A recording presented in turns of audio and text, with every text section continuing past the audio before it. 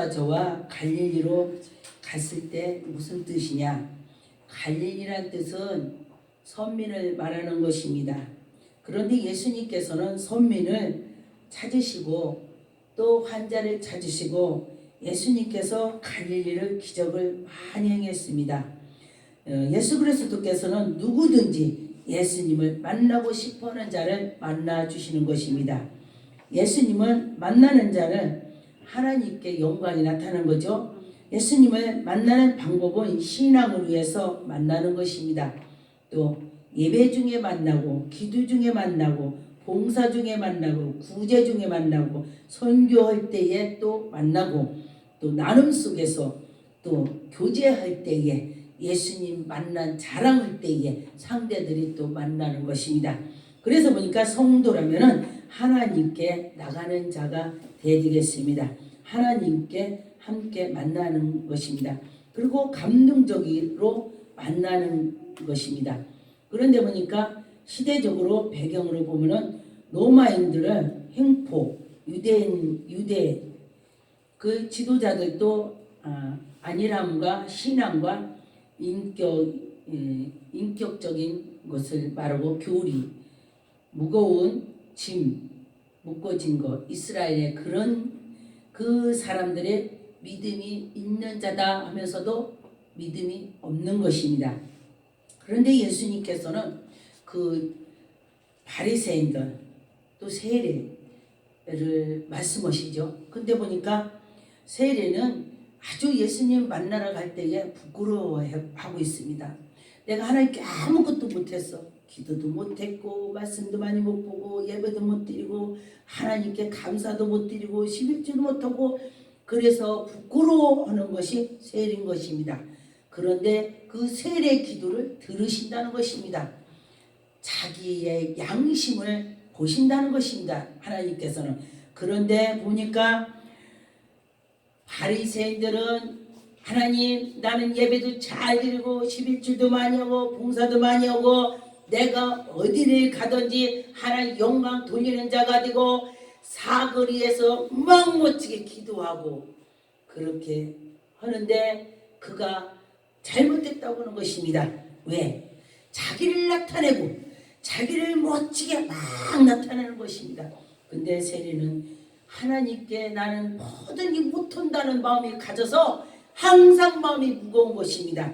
하나님께 향해서 있습니다. 그래서 내가 입으로 자랑만 하는 것이 아니고 하나님께 나갈 때 제가 사랑 그 찬송가를 제가 들어보면서 눈물이 났어요. 왜?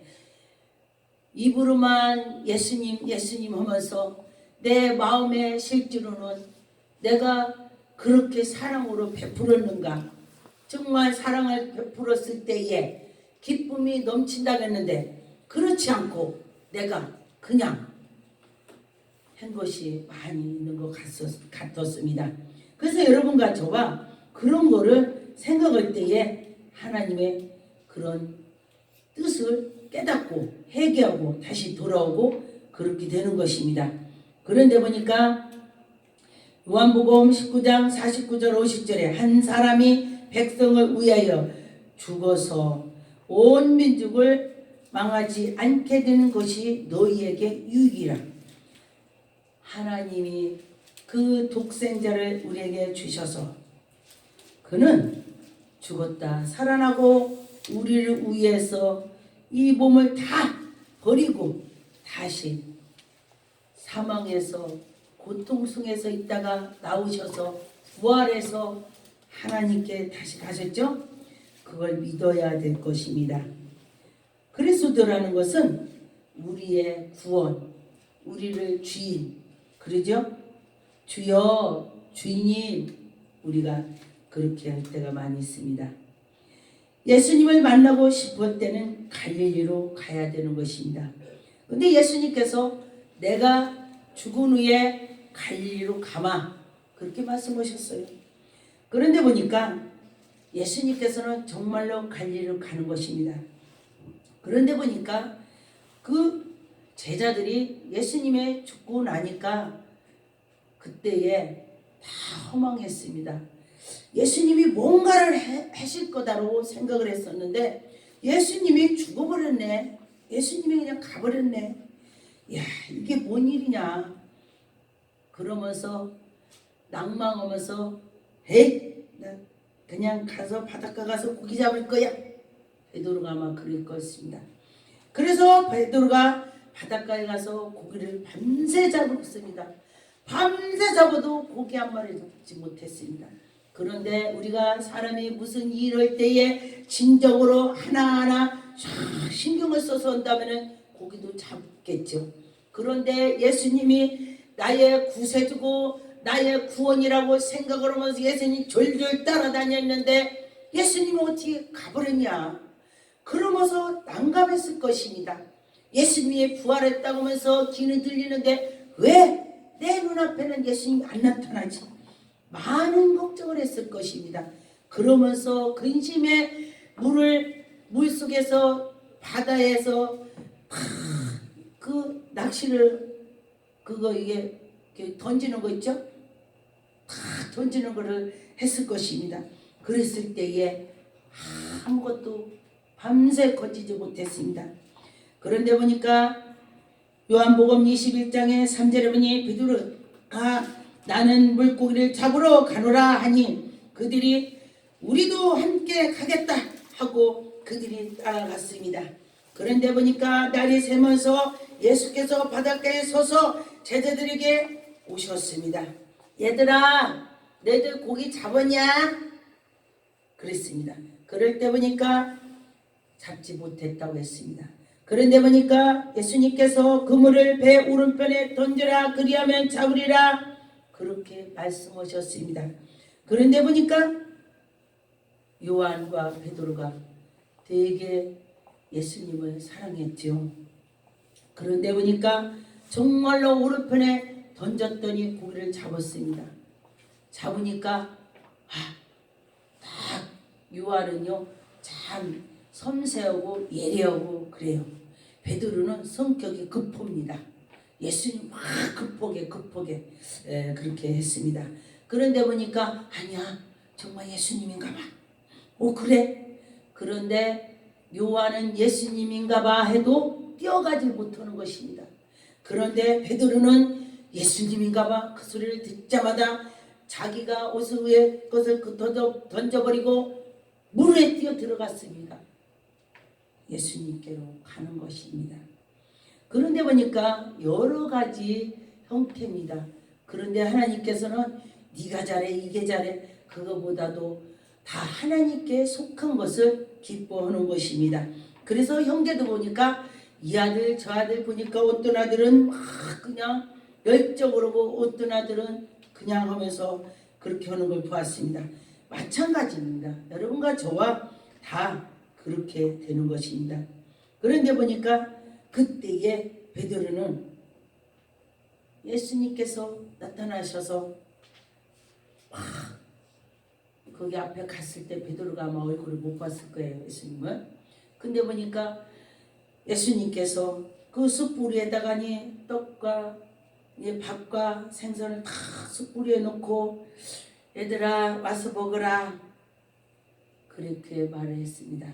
그런데 보니까 가서 또 너희들이 잡은 것 좀 가져와라 생선을 예수님이 그랬어요. 그랬더니 베드로가 가서 고기를 가서 숫자를 셌습니다. 그런데 왜 숫자를 셌겠어요?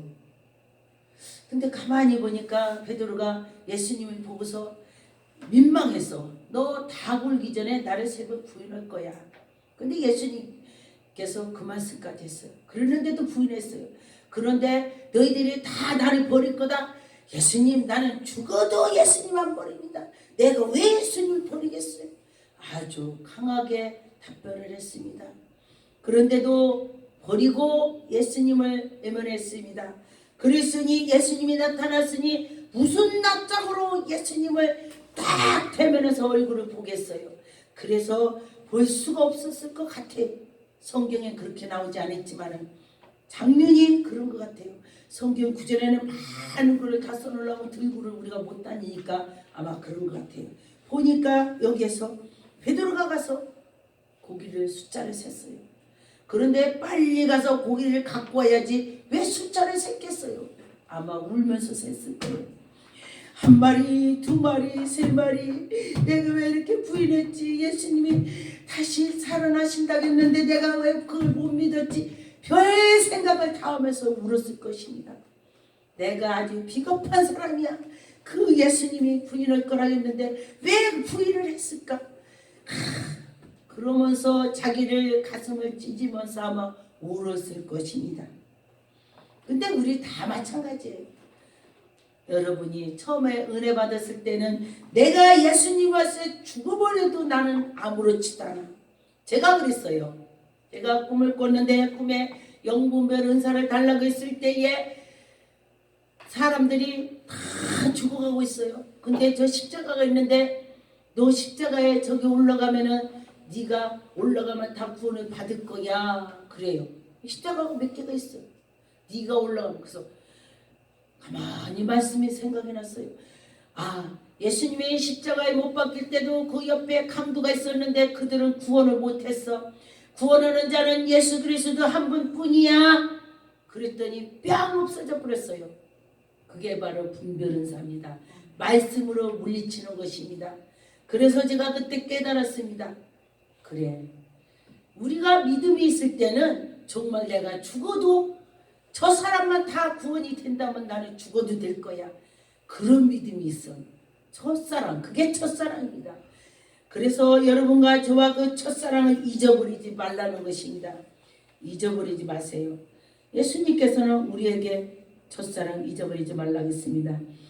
갈릴리는 세상에 상징하는 것입니다. 선민들, 그런데 그들의 천민들, 그들을 거기에 가면은 주님을 만나는 것입니다. 지금도 우리가 환자는 병원을 가야죠.